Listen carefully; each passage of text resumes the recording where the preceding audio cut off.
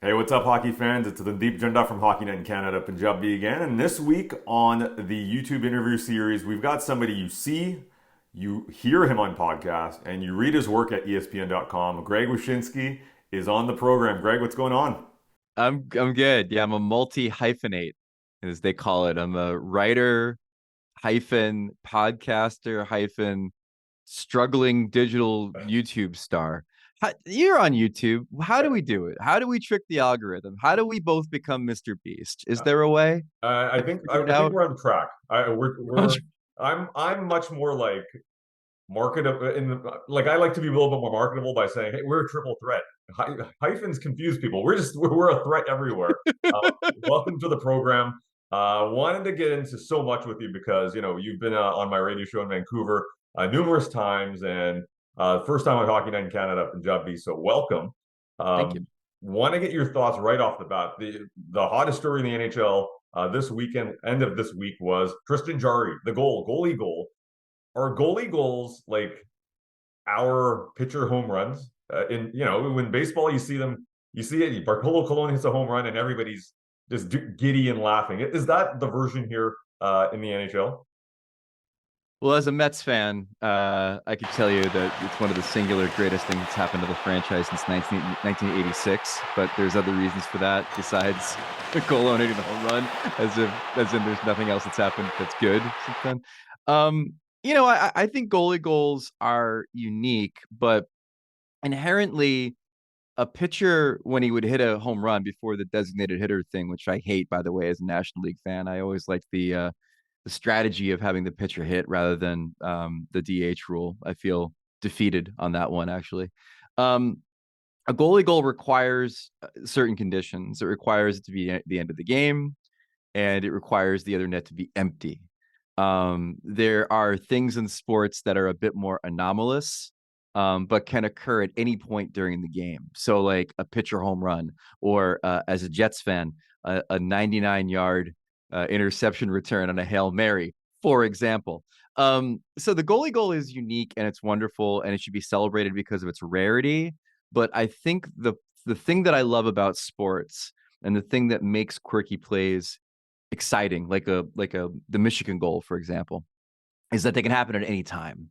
And the problem with the goalie goal is it's predictable in the sense of when it's going to happen, you know what the score is when it's going to happen, and so you get excited for it, and it is rare, but it's not happening in the first period, I guess is my point. Yeah, that's fair. And like in soccer, if you see a goalie goal, it's because it's a high stress situation. The goalie's pushing up. It's all they're trying to tie the game rather than ice it. So maybe the stress level's a little higher. So I Yeah, get it.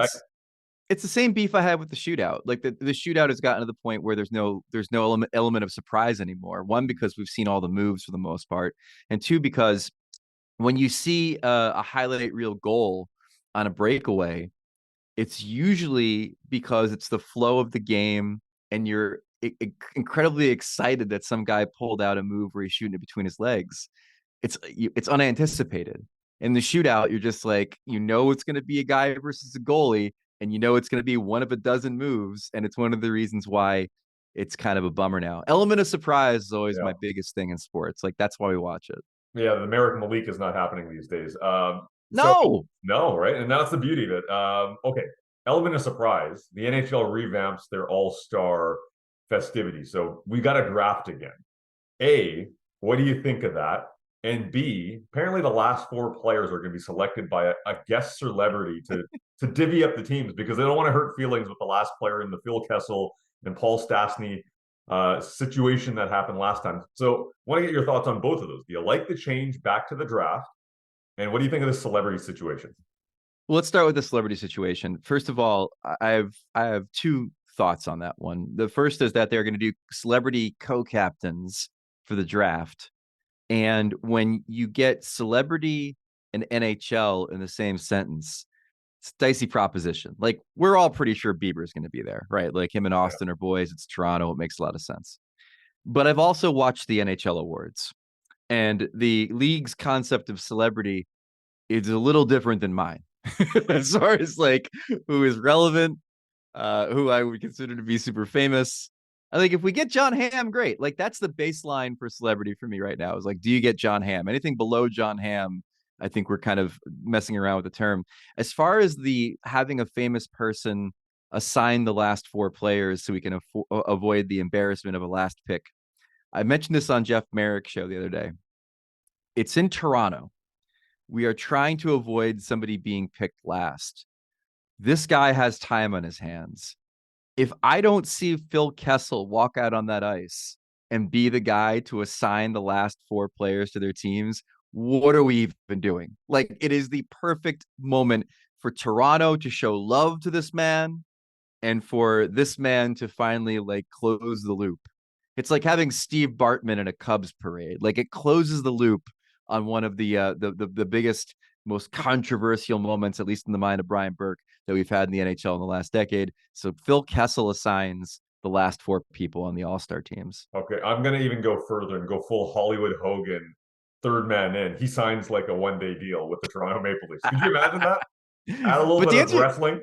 But to answer your other question, like I love the draft. I love the draft was really cool, and Yeah. the draft was really cool to the point where the NBA stole the idea from the NHL. Like, how many ideas has the NBA stolen from hockey? And yet we're the ones that are like, we should just get rid of it. It's not working. And I will say this about it though, like the one part of it that I don't think worked, and maybe it's remedied by having four different teams in the 3-on-3 tournament, is like once we got to like team Eric Stahl or like team Nick Foligno, like it did kind of like stretch the idea of we're playing for this guy in his honor and we are going to play in the mold. When you had like team Patrick Kane or team Taves, like it made more sense. Yeah. So the fact that we're going to have four of them and maybe have some celebrities involved, like I would proudly strap on the jersey for team Megan the Stallion if she was there. Like why not? That'd be Okay. amazing.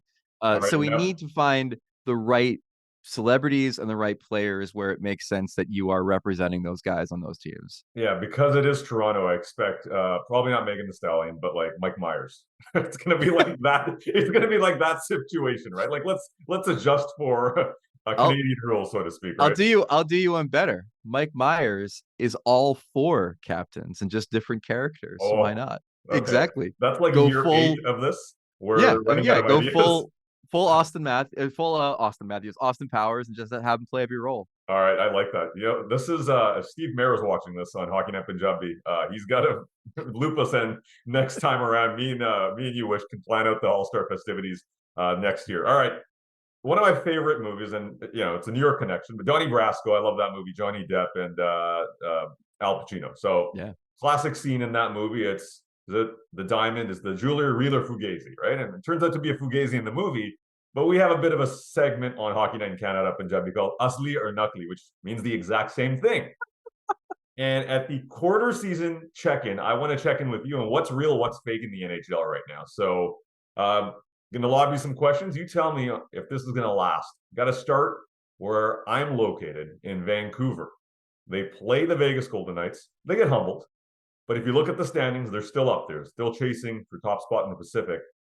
The team that we've seen thus far, is this a real playoff contender, a real contender at the top of the Pacific? Absolutely a real playoff contender, top of the Pacific. I don't know. Vegas might have that thing on lock, and the Kings are playing really well too. But they're definitely a playoff team. I predicted they'd be a playoff team before the season. I was confident that a full run of training camp and the runway that he had last season for Rick Tocchet was going to give him a chance to sort of imprint on these players to kind of figure out the roster that he wanted to coach. And then the other thing too is that if the 4 or 5 core players in this team all performed and were all healthy, and blessed be Brock Besser that he's healthy at the moment, that this team was definitely talented enough to make the playoffs in the Pacific. So if they're real, I'm confident that they're going to be able to see their way through as long as they continue to have good health. All right. We got another one here. Going back to the East Coast. So the Atlantic, one of the toughest divisions in hockey, if not the toughest division in hockey.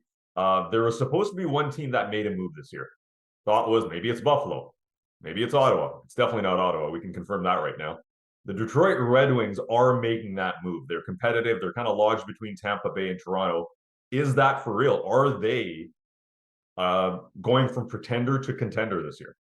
Yeah, I thought it was Ottawa. That was dumb. Yeah, so don't worry. Yeah, but then again, who even knew? Who knew Forsberg wouldn't play goal well? Who knew all that stuff would happen with Pinto? I think they're for real. I mean, like the Atlantic's interesting because you have Boston and Florida, and despite Boston's recent hiccups, I think they're fine. They'll be fine. Florida is better than fine. I mean, the fact that they banked so many points with Montour and Ekblad out of the lineup is pretty remarkable. And Detroit, the thing about Detroit that's sort of funny is that like we think about Buffalo and we think about Ottawa, and we think about like a slew of younger players on those teams, and they're building back towards being a champion. Like Detroit's old. Like you look at that roster. I was looking the other day when Patrick Kane got signed. I'm typing, he will help all the young players in the roster. They look at the roster like these guys are all 28. Like Yeah, it's like, it's a very veteran roster. So the idea that they're going to be able to maintain this pace and maintain this level of success as long as they keep getting decent goaltending, I think they're going to be fine. And the Kane signing, look, we're all curious as to see what it's going to end up being like, because we've seen guys come back from that surgery and be at like 50% of what they used to be. But if he works out and all of a sudden you've got the opportunity to have a Dylan Larkin line and an Alex DeBrincat line, both thriving because you've reunited DeBrincat and Kane, that's even better. The interesting thing about the division, real quick though, is that like, I mean, Toronto and Tampa aren't on like the most solid ground at all. no. Like Have you Toronto seen, have you famously seen that has defense in struggled. Toronto? Yeah, and they Yeah. can't win in regulation, and then Tampa, despite again, I thought I picked them to miss the playoffs because I wasn't enamored with their supporting cast, but they've got the star players that can carry them. They've gotten Vasilevsky back, so I might have been wrong on that, but neither of those teams are really like on solid footing. And oh, and by the way, the wild card race is going to be sick because here come the Devils, here come the Penguins. Like these are teams that are going to be gunning not only for the top three in the Metro, but also for those wild card spots. Well, you mentioned the Metro, and the team that I'm totally wrong about thus far was the Washington Capitals. I thought they were Yeah, washed. I thought they were, all those memes of them and those gifs being of them being super aged and old and making fun of them in their pregame warmups where it's a seniors home and they're doing those dance classes. Like everybody was making the joke before the season began. Are they going to be able to stick around here? I don't I don't think so, but like they've gotten incredible goaltending from Lindgren, and they've managed to somehow win games without really getting the top performances from some of their things that we take for granted. Like Ovechkin, I think is still stuck on 5 goals, which is nuts. And then as a part of that, I looked the other day and the Capitals were a playoff team despite having like the worst power play in the league. If you told me the Caps were in a playoff position in December and they had like an inconsequential power play, I'm like, that's impossible. That's an impossibility.